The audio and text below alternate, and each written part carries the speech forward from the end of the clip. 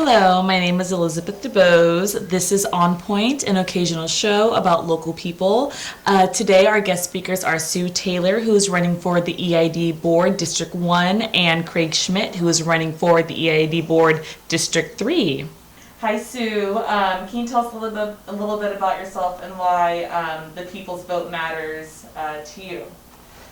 So I've been watching EID function over the last few years, and many years actually, they don't listen to the community. Community shows up, they do a lot of homework, they get their short little 3 minutes, and then they're cut off, and then the board's already made up their mind what they're gonna do. So I think it's really important for the public to have a voice. These are our representatives, they should be representing us, so that's why I threw in my hat, basically. If you want to know more about me, I am a building designer. I've lived in Camino with my family for over 42 years. My husband and I have raised 5 kids in Camino. They turned out great. When we first started, my husband and I in Camino, we were apple farmers, so we were members of Apple Hill Association. We built our own water lines. We understand the whole process of water and ag and why it's so important to be able to afford water, to have agriculture. My husband and I actually in 2012 decided to jump into saving the Herrick and Hangman buildings, and we've been restoring them since 2012. So that's me in a nutshell. Thank you, Sue and Craig. My name is Craig Schmidt, and I'm running, as you said, for EID Board Division 3, which is Placerville, Swansboro, Rescue, Lotus, and Coloma, and even a little bit of El Dorado Hills. My wife and I moved here 22 years ago from the Seattle area. We lived on an island out there, and we came back down here to be by my wife's family. About 7 years ago, I started attending EID board meetings, just because I became very interested in water quite a few years before that.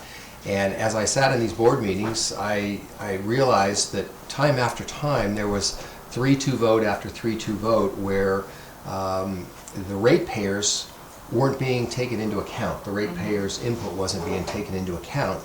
And what that's turned into is it's turned into runaway rate hikes. It's turned into reckless spending by EID, and incredibly fast rising debt. Just this last year alone, EID's debt has gone up $81 million, almost 30%. And so that's going to cause some tremendous rate increases this next year, according to the Proposition 218 notices that EID's put out. In fact, about 17% right now is what's slated to go up next year on water commodity rates for single-family residences. For agriculture, the rates look like they're going to go up about 55%. So these are huge jumps, and it's important now that we get Sue and I on the board, as well as some other folks, Alan Day, who's running also in El Dorado Hills and has already won because his position was uncontested, to get them on the board so we can change the complexion of the board and start really representing ratepayers. And not the big entities around here, the developers, some of the big ag folks have kind of teamed up together, and I'm sure Sue will talk about that some more in a few minutes. So that's really why I'm running, is to try to help represent ratepayers on this board. Great. So, thanks. Great. Thank you. All right. Well, we'll start and go ahead with Sue. With your platform, your main topics are, to stop runaway rate hikes and change the composition of the majority of the board. So with that being said, what will you bring to the table once you are elected as an official EID board member? So I research documents. I just feel like so many times this board just rubber stamps what's brought before them. They have a general manager that just brings and they approve it. And I will do the research. It's a lot of work to actually act as a representative, and you've got to read the documents, and they're big packets every time before these meetings, and I've been reading those for a really long time. And I actually go to the meetings as a ratepayer and complain about things that are in the documents. Yeah. And even with bringing information to them, they still don't listen. So I will do the research, I will buck the system a bit, and I will question, do we, when your project that you brought forward started at 3.4 million and now you're getting it approved at 17.7 million, why is that? What changed and why is this important now to still do it if it's cost that much money? Yeah. Is there something better that we can put that money to? And so Craig, a similar question. I know that your platform, you're aiming to stop EID's runaway rate hikes and reckless spending in rising debt. So with that being said, what do you bring to the table if you are elected on the EID board? All right, thanks. Good question. Well, I've been in business for 40 plus years. I'm actually the CEO and the chairman of the board of our corporation. We're in 125 countries around the world. So I'm used to dealing with complex issues, diversities of views, balancing budgets, some of the things that are absolutely required, as Sue talked about, when you're reading these packets, is to understand fundamentally what needs to be done and what questions need to be asked. And it was a little astounding to me just recently going to one of the board meetings that just less than a year ago there's a project to put new pumps down in the Folsom Lake area that pumps the water up the hill to EID's water treatment plants. A very essential project, don't question that at all. But that was originally projected to cost $17.7 million less than a year ago. A few months later, when this Proposition 218, that's where they have to notice the ratepayers if they're going to raise rates, that project had escalated to $24 million. Now, 9 months later, it's $42.7 million. Wow. And not one of these board members asked why. How can we do this and go from 17 million to 42 million and not ask the question, why did this happen? The board members are just rubber stamp spending, and that's costing all of us ratepayers huge amounts of money. And that's why we're going to see these rate increases next year unless folks like Sue and I get on the board and actually ask these questions and see if there's better alternatives, and then see if we can actually change that. Yeah. I know George Osborne, who Sue is running against in this. He told me some years ago, we were chatting about a variety of things, and I was relaying some of these concerns to him on some other projects, and he said, Craig, he said, until you get on the board and have the vote, it really doesn't matter. And that's true.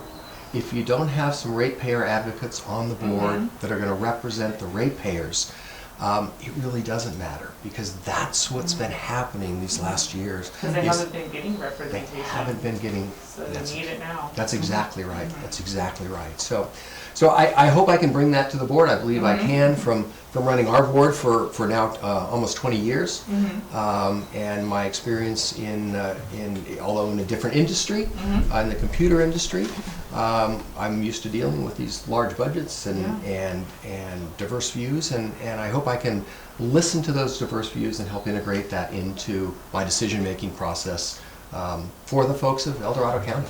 So for Sue, in regards to the future of our county, how do you propose the board to maintain affordable rates for our small farm industry?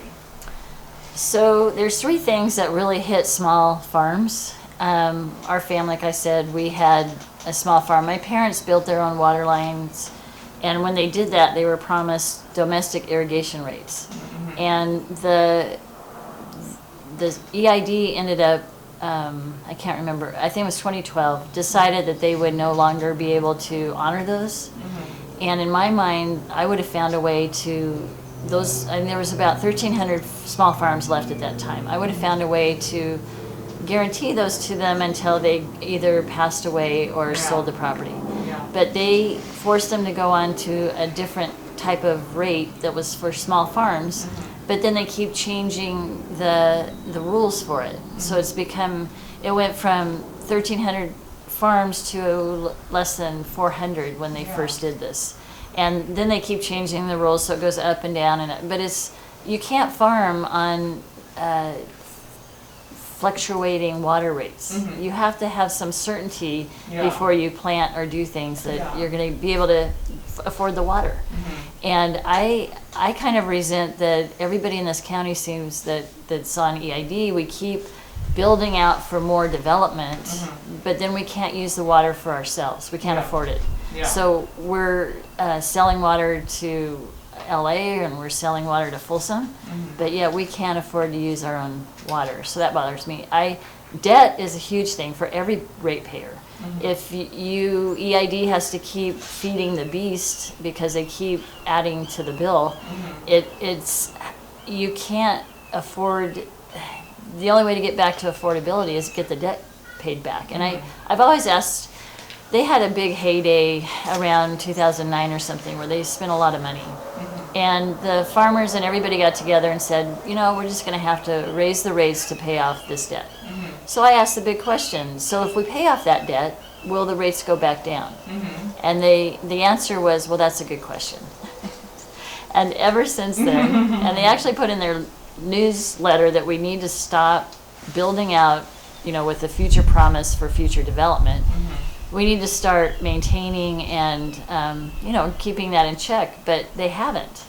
It's like the problem with 218, that's the rule that says if you're going to raise the rates, you have to put out to all the public and give them the opportunity to say, no, we don't want you to raise the rates. It's a backwards vote. Basically, it says everybody's a yes vote unless you send in this very complicated letter with your parcel number and everything else that says you oppose the rate. So they have no debt cap. They have the ability to keep raising our rates.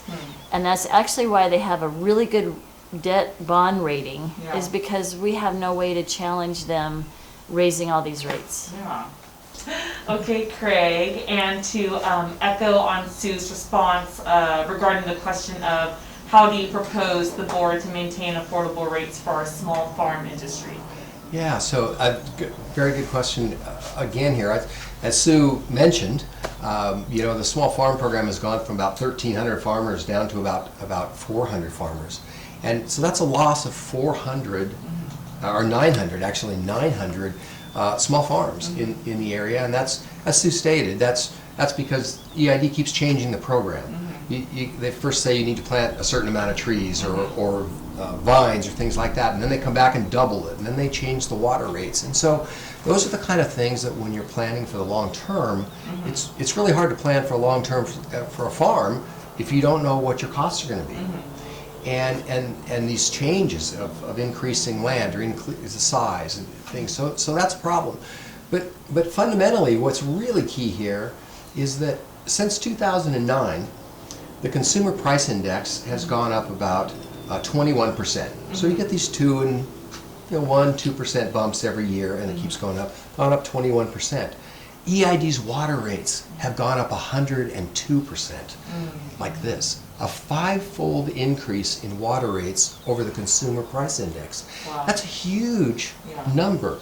But think about somebody who's living on Social Security up here, and they're getting a 2% raise every year or something. And here, water rates are going up 5 times. That's a huge jump. And so it's hard to plan for that. And that's some of the problem with this reckless spending that I was talking about, and seeing these projects go from 17 million to 42 million in the course of a year. Or Sue mentioned previously, the Upper Main Ditch has gone from $3.4 million to $17.7 million. And at a cost of almost $10,000 per acre foot of water, when the price of water is around $350 to $400 per acre foot. That means we're paying $9,650 more for each acre foot of water than the going rate out in the market. That's the kind of things that when we're on the board together, we'll be able to ask those questions. Because as with Sue, I read through those packets, and those packets are 400 or 500 pages. And every 2 weeks. So you get a 400 or 500 page book every 2 weeks that needs to be read through. And unless you're pretty committed to this, people just don't sit down and read through that, nor should we expect them to do that. But as board members, they should expect us to be doing that and representing them. And I know that, and I feel that, and I will do that, and I believe Sue will do the same, so that we can have good discussions on this board that will help us to determine what projects we need to keep going, which projects we need to suspend, or which ones we need to postpone or even cancel. And that's the hard part about this job on the board. It's determining which projects, what the status of those projects should be, just not rubber stamp spending yes every time. And that's what's been going on with this board. I'll share a real quick story with you. Michael Rafferty, who is the one that I'm running against in this particular race in Division 3, 4 years ago when he ran for this job, he wrote, there was an article written in the Mountain Democrat where they were interviewing him, a local paper, and he pledged to avoid adding to the debt and to balance the budget without exceeding the inflation index. Last year, he signed motions, voted on yes motions, that raised the debt $81 million. You've heard me say this before, but I want to say it again, $81 million. And number two is, he said, I'm going to balance the budget without exceeding the inflation index. So when is a 17% increase in water commodity rates not exceeding the rate of inflation, when inflation right now is running somewhere between 1 and 1.3%? That means these votes he's making are way out of line with the commitments he made to us 4 years ago, the pledges he made to us. And I think Michael, he's a nice guy. I think he's well liked around the community. His name is well known around the community. But now we actually have some facts of what his votes have been. And that's what really makes the difference here, is what the votes have been and what's actually happened. And when you look back at those pledges compared to what's happened, it's diametrically opposed. So I just can't emphasize enough that we just can't afford $81 million increases in debt every year, and we can't afford these kind of rampant and runaway rate increases, because people just can't afford those. It's going to break the county. This is not a Republican or a Democratic or an independent issue. We all need water. So these board positions that we're going to, they are not supposed to be political positions. You don't even, when you turn in your candidacy form, you don't even put down your party affiliation, because these are non-partisan positions. We want people in there that are going to look out for the good of everybody across the political spectrum and make sure that we all have water. And I think that's something that Sue can do, and something that I believe I can do also. So. Can I throw in one more thing with the agriculture? When the Bureau of Reclamation built Sly Park, 5/6 of it was supposed to go to agriculture. That was the deal when they built it. When EID bought Sly Park, those agreements went away. So that was another thing that harmed farms, that they no longer have that guarantee. And then the other one, when you put all of the ditch water into pipes, it changes it now makes the farmers dependent on the board to keep those rates low, because basically once it's not having it in the ditch makes it kind of out of their reach. And so the EID has to guarantee the water going through the pipes will still be, they said when they put it in pipes they would keep the same ditch rates. But then new people come in, different things change, and now they're pretty much at the mercy of the board of whether those rates are going to be affordable or not. There are 5 policies in the general plan that for the county, which is separate than the irrigation district, but there's 5 policies with the county that says we shall work with the irrigation, the EID, to create protections for affordable water for farming. And they've not implemented that. That was passed in 2004. It was litigated, 2006, ready to go, and the county's never implemented that. I brought it before the county, I've brought it before EID, I've brought it before farmers, trying to get that. If you really want right now there are no protections for agriculture. And I would work to try to get those policies implemented. And the next question for Sue, and then also Craig, you can add on to if you agree or disagree or have more to say.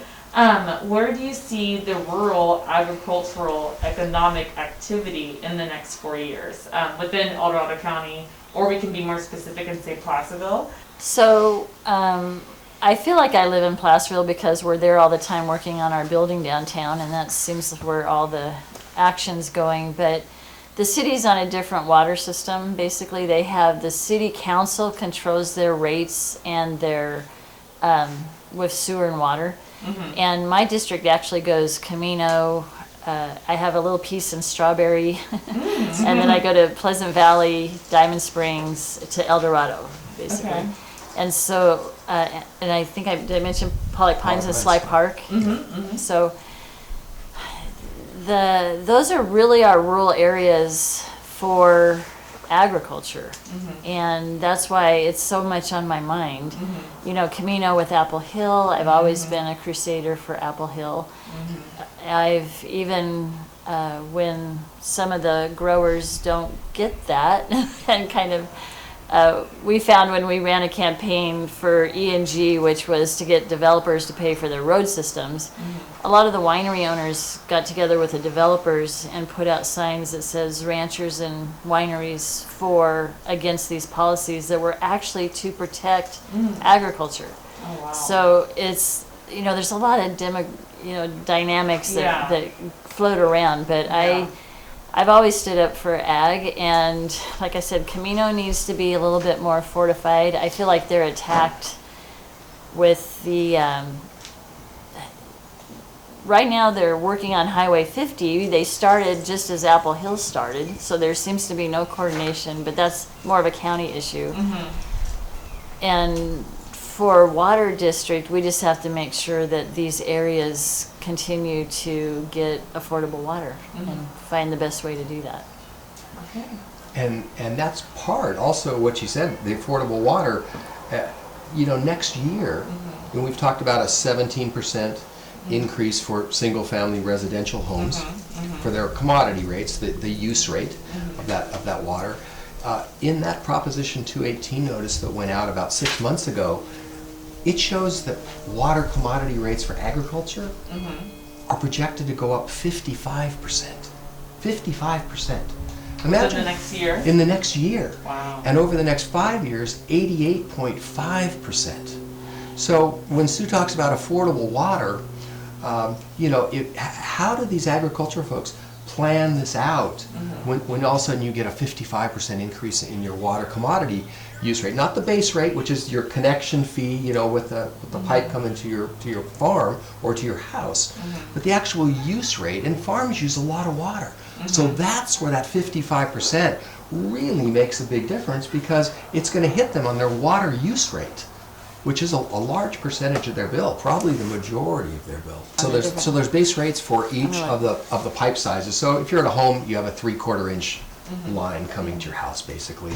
But a farm may have a 2-inch line, or a 3-inch line, or a 4-inch line, or a 6-inch line, because of the volume of water that they need to be able to put over their orchards or their vineyards, kind of a thing. And so they're charged, as are all of us, the ratepayers. Every 2 months you get a bill, and that bill has two components to it. The base rate, which is what you pay to be connected to EID. And in the case of a residential home, that's about $63.53 right now. It's going to actually go down a dime, a whopping dime. They're calling this a big rate decrease. It's going to go down a dime to $63.43 next year. And then it goes up 21% after that for the next 5 years. So it's like a little fake out. It's kind of a little fake out here, because unfortunately that's what it seems. it is. Yes. And that's exactly right. So they can say they dropped the rates. They can say they dropped the rates, but they never talk about, hey, we're going to drop it a dime, a dime. Okay, it's just nonsensical. So anyway, when you get back to the farming side of things, they pay the connection charge for let's say a 5-inch line, and that's much higher than a 3/4 inch line. And remember, they're only farming half the year up here, watering half the year up here, because they pick the apples from the apple orchards. They pick the grapes, and then they're not watering them for 6 months. But they're still paying that connection charge for all 6 months when they're virtually using no water. So they get charged this big bill for being connected with no water use in the winter. unlike a home, in the winter, we're still using water. We might not be irrigating outside, but we're using it for drinking, or we're using it, for our wastewater and things like that. So it makes sense for us to be paying for that. But the agriculture pays that year round just like we do, and they really only use that water maybe 6 or 7, maybe 8 months, on the outside. So there's a variety of things. It's a pretty huge amount. Each inch you go up, it's a pretty huge amount of increase just to sit there. Wow. That water. That's crazy. I never thought about it like that. Right. But that's very interesting. So this is a question for Craig. Okay. How do you propose to the EID board a plan that can update infrastructure without substantially increasing the cost of the customer? Yeah, that's another very good question, because the key here is to do projects and make sure that when you're estimating them initially, like I'd given the example about that Folsom Lake project, 17.7 million up to 42.7 million in less than a year, is that something went on there that has driven those costs up. Either that or the original estimate for the 17.7 million was way off. And we've got some good people working at EID. Yeah. I think there really are some good people. But then you get to the top and you get these wild swings.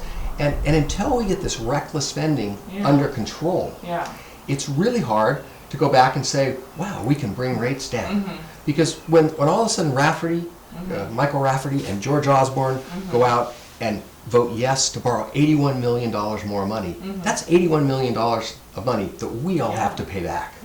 And so, I think probably if we went back and looked at those projects again, just for example, that Upper Main ditch we're going to spend $18 million on, boy, I would suspend that project right now. That saves $18 million. That was $18 million we didn't need to borrow.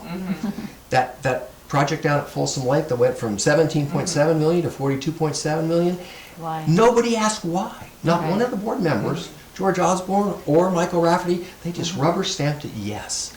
And when you're rubber stamping things yes for magnitudes of $25 million difference in less than a year, those are the kind of things that we'll be asking why about, trying to understand, and if we can get that debt back under control again, that lets us be able to bring those rates down and not have these huge runaway rate hikes. And that's the problem that we're just everybody's facing around the county now because of this excess borrowing, this rising debt on these projects. Yeah, actually, when I'm campaigning with them, they're still talking about building out the South County or building more for down the hill. It's like, wait a minute. I just want to talk about how do we get our debt in check. Right. And we have 70,000 acre feet of water rights right now. And we use about 23,000 to 25,000 acre feet of water a year.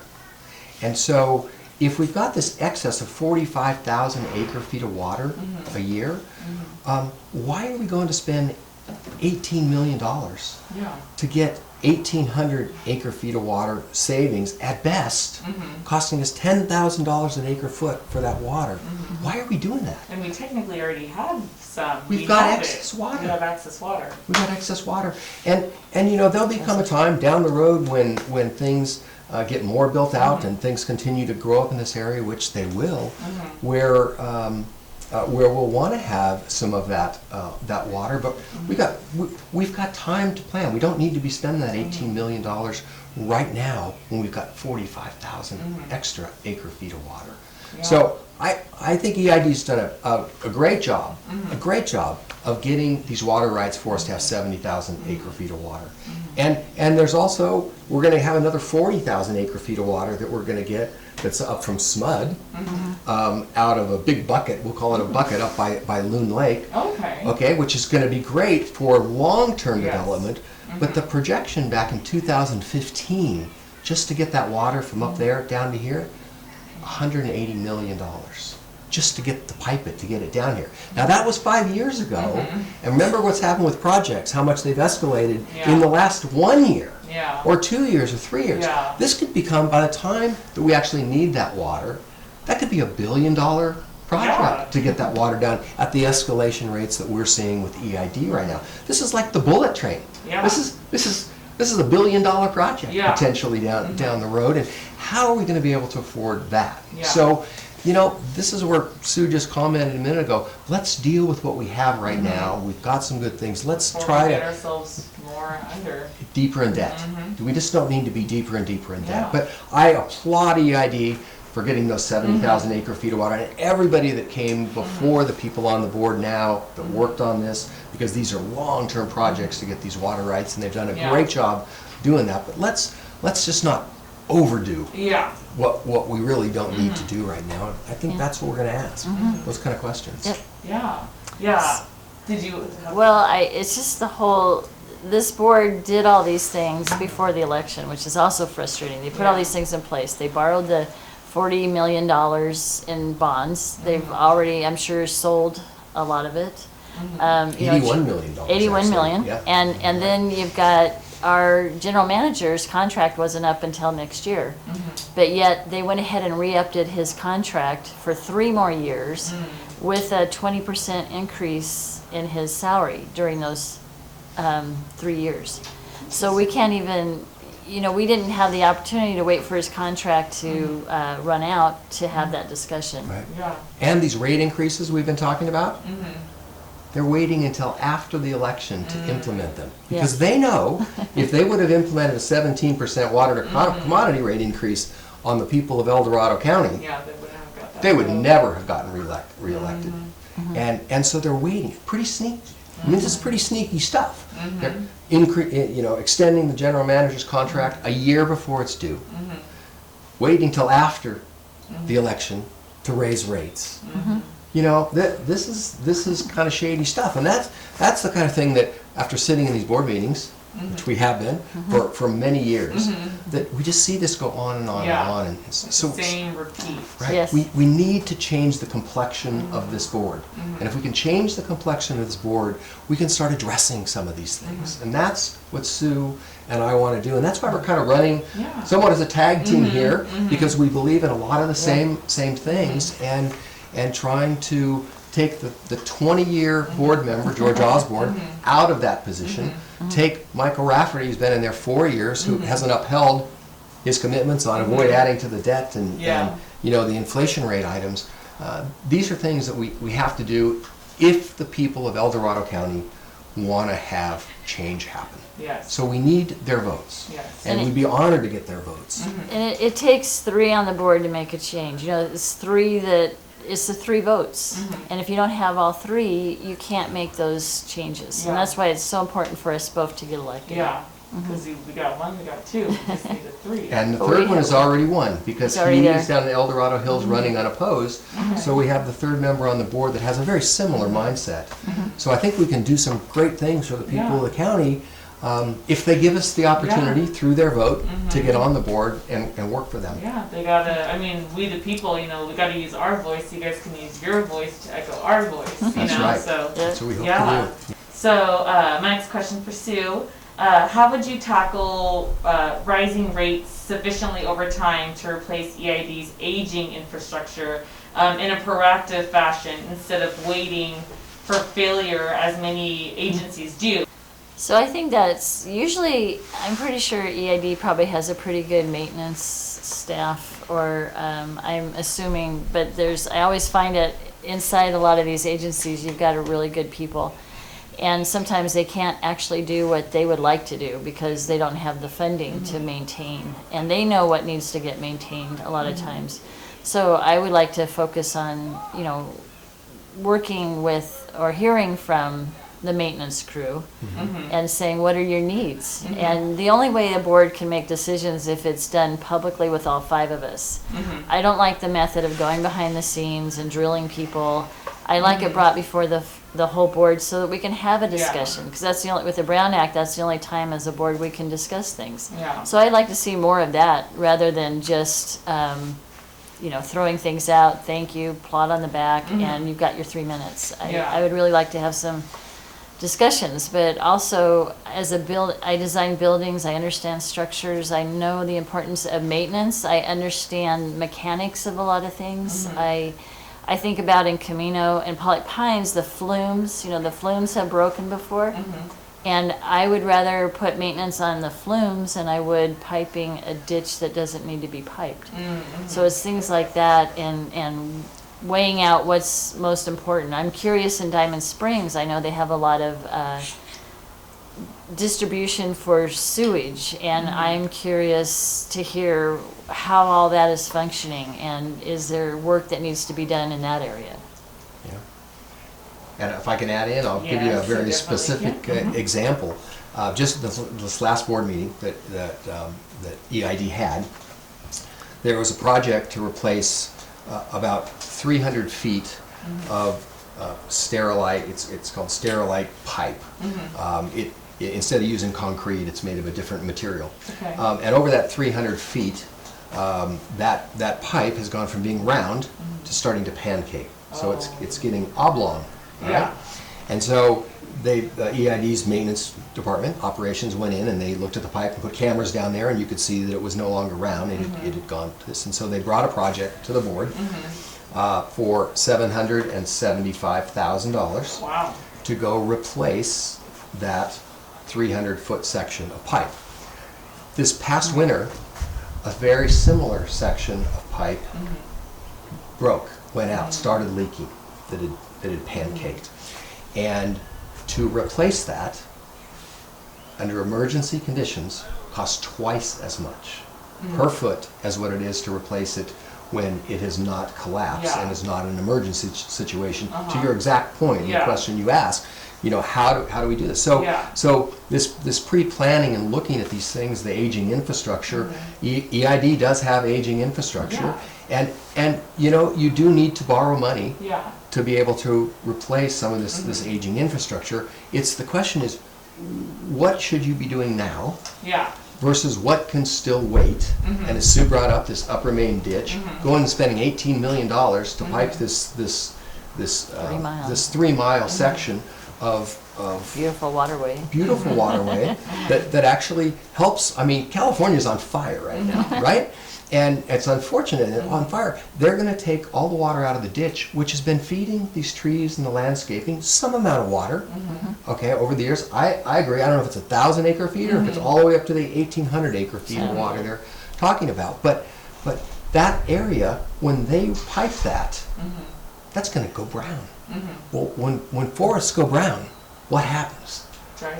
Dry season, fire season, and there's all kinds of homes up there. And so by doing this, we're increasing the fire danger in this area where there's a lot of residential homes that we don't need that water right now. We don't need to be spending $18 million right now. I'd much rather spend that $18 million on projects like sterilite pipes, or as Sue talked about, the flumes. Do some things that are that. And EID will argue, well, the water will be safer if we pipe this 3 mile area. What they don't tell you is there's 20 miles of open flumes above that ditch and an open lake that things are getting in that water, so that water needs to be treated anyway, like any water that we have. So coming back and arguing, boy, if we do this 3 mile section, our water's going to be safe. That's one of Osborne's big arguments. That's his biggest argument. Osborne equals safe water. Well, his whole thing is pipe that 3 miles. There's 20 miles of open flumes above that. So it still needs to be treated. So these are the kind of projects that we just need to have some common sense on this board to say, why are we spending $18 million to do this when we could be using that money more wisely? And that's really to your point, maintenance. Yeah, and I definitely feel like that water could be piped at some point for a specific reason. But however, I think it's the challenge is prioritizing. What is to be prioritized now versus what is also a priority but can wait a few years down the line if this is more beneficial to the people now and less expensive. Yeah, and to add to that, right now, because of the COVID-19 pandemic, whether you believe there's in COVID-19 or not, and there's people that do and people that don't, what's happened is there's more demand for construction workers and people who do these maintenance jobs and less available. What does that do? supply and demand. That means Yeah. it pushes the price of Yeah. these projects up. Yeah. So if we can delay these projects, just suspend these projects until after we have a vaccine, Yeah. and after we kind of get some more of these people that can actually come back and work again and don't have to be socially distanced, they can actually work together on these Yeah. projects and not wear masks and things, I think what we're going to see is the cost of these projects potentially go down. And by trying to force fit these into the short amount of time with Yeah. COVID-19 with us, that's So a lot of the construction people are consumed because how I see it is with COVID, there's a lot of public funds that have been dumped into all these agencies and places, and so they are paying really well, and that's where a lot of the construction people have gravitated to. And it seems like, and it's once those funds run out, then they'll go back to the normal economy of how construction runs. So, like you said, that Craig said that there's a time, you don't go out and start these projects when the construction market is the most expensive. Yeah, definitely. and that could be part of the why, 17.7 million to 42.7 million. Right. Maybe if we I mean, delayed that that sounds, project, I mean, one when you do year. the math, right? I don't know, who knows what we can find between those numbers. Yeah. Right. So Yeah. it's surely worth having a discussion on the board about versus just saying, yes, Yeah. rubber stamp spending, Yeah. go, Yeah. $42 million, Yeah. and never asking why. Yeah. Yeah. For this question, what are your thoughts on implementing a forest management plan that will propose vegetation and thinning treatments in order to prevent future wildfires occurring or becoming as large as the Camp and King fire that we had? This question is for Craig, but also Sue can answer. Okay. Yeah, well, okay, all right. Sue's going to really know about this more because she's Oh, really excellent. All right. been involved, and I will chime in after that. How about that? cool. So Yeah, let me give that definitely, to. for sure. So there's, a lot of different entities involved, but you have, so Sierra Pacific Industries is the largest property owner in California. So they own they have their own land within the forest. So they mainly harvest, maintain, and take care of their properties. The problem is all of the small mills, lumber yards have kind of gone out of business. So they couldn't compete with that. So then you've left with nobody that's hauling wood out of the forest. Yeah. These small mills to go back into operation, they need just like the water, you need a guaranteed amount of lumber Yeah. to open a mill Yeah. to know that it's going to be sustainable. Yeah. And the Forest Service will only give their wood or sell their wood to this one company, Sierra Pacific Industries. So, and nobody ever talks about that. It's like the unspoken word. Interesting. And Another why question. And if you don't address that issue, it's really hard everything then is dependent on public funding. If you don't have an industry that's harvesting that forest in a healthy way, I live close to Mission Cal, the mill, and they had biologists. We lived among everybody that worked there, lived in the community. It was very community minded. If there was a fire in the area, we had this big whistle that would go off, and everybody that worked at the mill was a firefighter. So I never had a fear in Camino of a fire because I knew first they maintained those places, and then they would be there if there was an issue. That's gone away, and I fear all the time for our forest and how do we go back to maintaining that in a healthy way. I think we have to get small, locally run mills back in, and then you have to, right now we're importing all our wood from Canada. So the other issue is having a market that you can sell the lumber for more than it costs to harvest it. Yeah. And I do appreciate the Forest Service that we have now. They used to be more plantation farming where they just did a lot of clear cutting. And they've grown more into having more of a diverse forest, so it doesn't just sweep through and burn. Yeah. But we didn't get it cleaned up before they were working on that process of having that taken care of. And for the water EID, for those things to be important, if the forest is getting trashed, then our watershed is getting trashed. And so if they're not maintaining the areas, if they have too many underbrush and trees growing under all of our healthy big trees, then you've got all this water's getting consumed before it comes to us, and it's and if you have fires and sludge and all that other stuff going through, that's really harmful for our watershed. So I would really like to work on that issue so that we're healthier all the way around in our forests. All right, Sue. So who would you consider your competitors, and what's your biggest concern?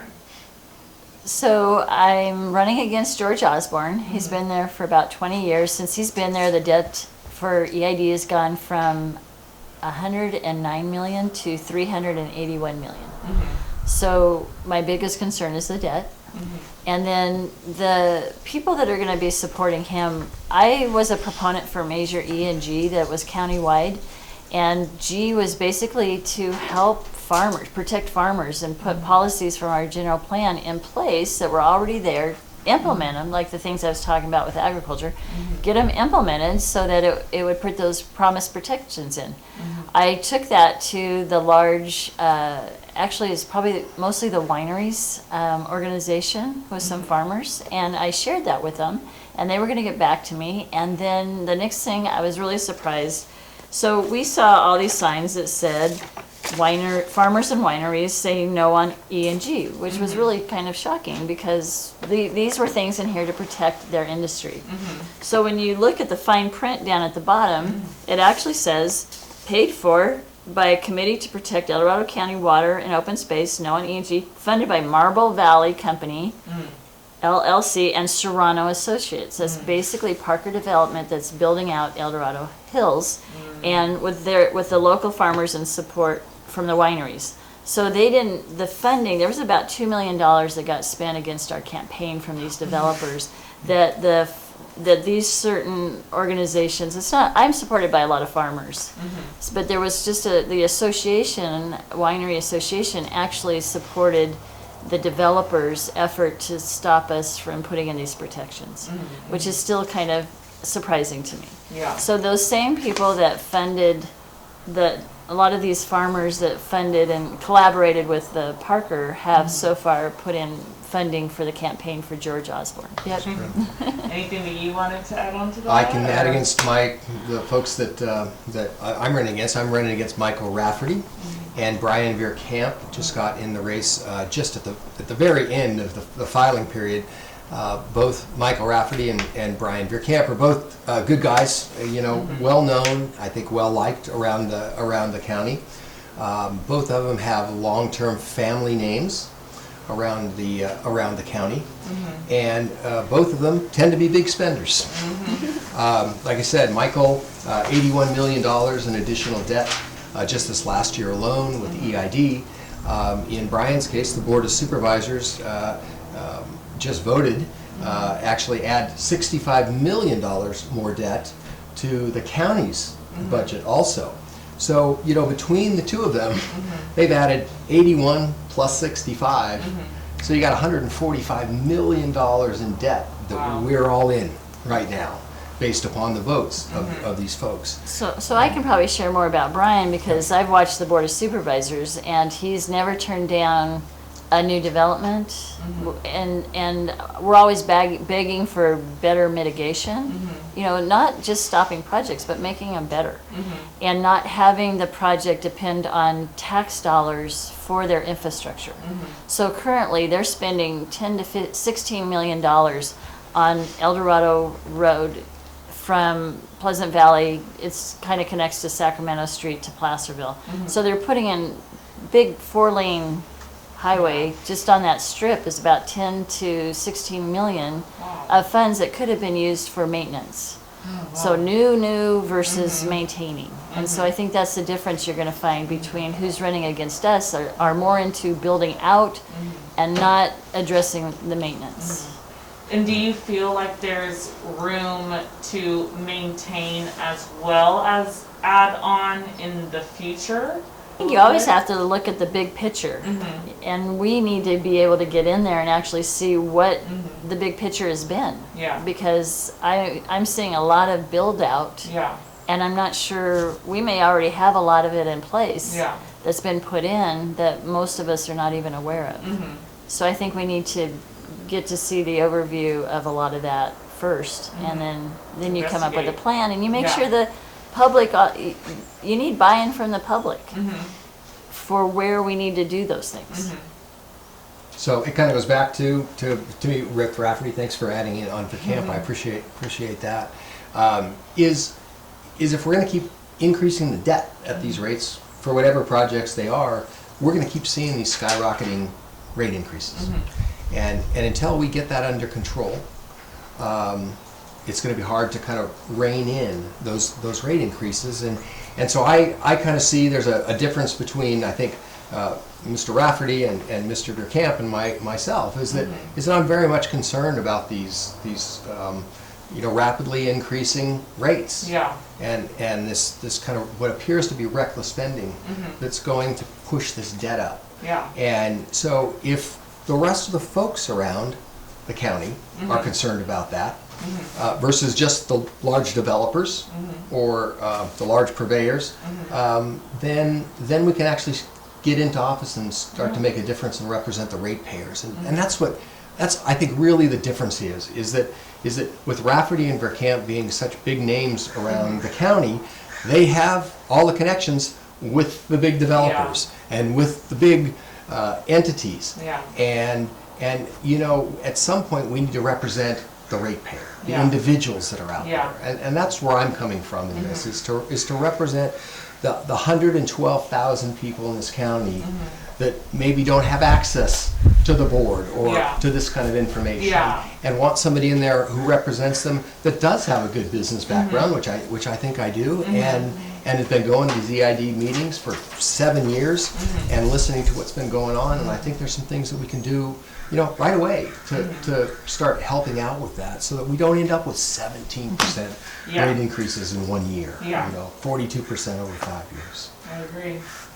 And to wrap up, we have a question, a fill in the blank question, one for Sue, one for Craig. A vote for Sue Taylor is a vote for. Somebody's going to fight for the public, somebody's going to do the research, and somebody that's going to listen and open up the diocese so that the public can feel engaged in the process. And Craig, a vote for Craig Schmidt is a vote for Ratepayers.